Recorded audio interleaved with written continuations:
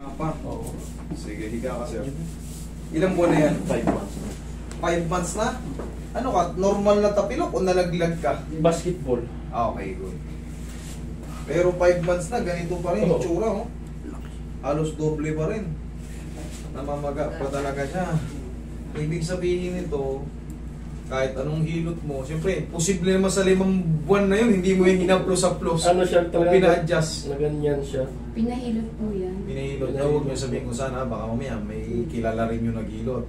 Ngayon, nag-share ito. Nagganon siya tapos ibinalik mo doon mismo sa laro. Ah, okay. Yun nga, nag-shete. Gumanon, umistop, Opo. ginanon. Oh. Oh.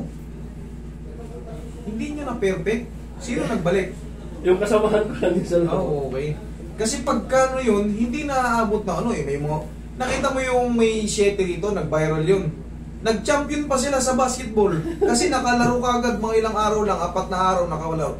Pero ito, kung nakabalik to ng tama, sa bagay, ang nagbalik kasi hindi rin naman talaga. Hindi siya mismo. Basta lang ginanon eh, no? Dapat yun, in case of emergency, nag-shete yung kaibigan nyo, binalik, i-round nyo.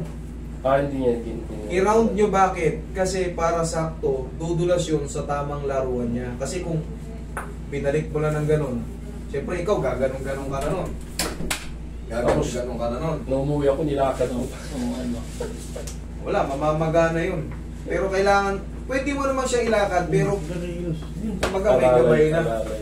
Pero kung ako nagbalik nun dun sa court pa lang, yun nga, may nag-viral dito, naka-7. Kaya no, sa inyo ba sinunod yun? Di ba nag-champion pa sila? Ilang araw na, nag-champion pa eh. Parang napanood. Di ba, nakita mo, yung tatay, tapos na, tsaka ka pa umiyak, sabi pa ng tatay. Yung nag-7, napanood niyo yun.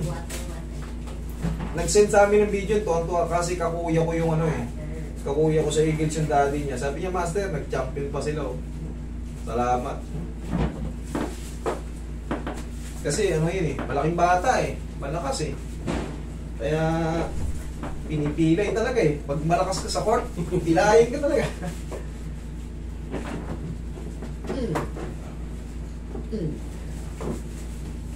Dapat yun, pag binalik, tandaan nyo yun ha, in case of emergency, kung na-7, binalik nyo, hinatak nyo ng ganyan, i-round nyo para maglaro na. Kung masakali mang umigkas siya, babalik yung pag naka-round mo yan. Kasi kailangan niya naiikot. Pag hindi nyo maiikot, ibig sabihin, nakalihis pa yung mga joint. Pero ngayon to sir, magbabago na to. I-elevate mo lang ito mamaya pag matulog ka. Kasi namamaga pa eh. Okay. Hindi naman yan pagka in-adjust, sisingaw yung matunaw ka agad yung pamamaga. Kasama to ha. Okay lang pag nalamigan. Walang problema. Huwag lang mag-direct water. Huwag mo lang ibabad sa tubig. Pero kung may aircon kayo, or may ano kayo, electric fan at alamingan, walang problema yan. Huwag lang talaga sa direct water. Kapapahilot nyo lang, tsaka kayo lumusong sa, kunyari, may swimming pala kayo, nagpahilot ka. Hindi pwede.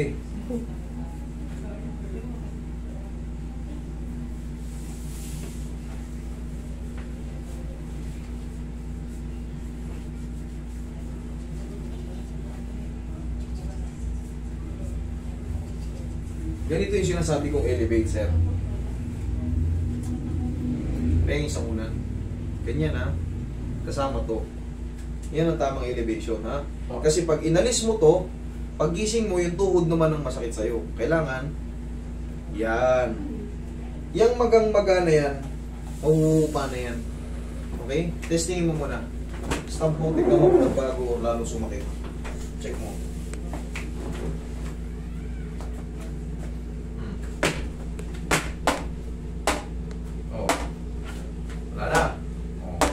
Maganda lang yan.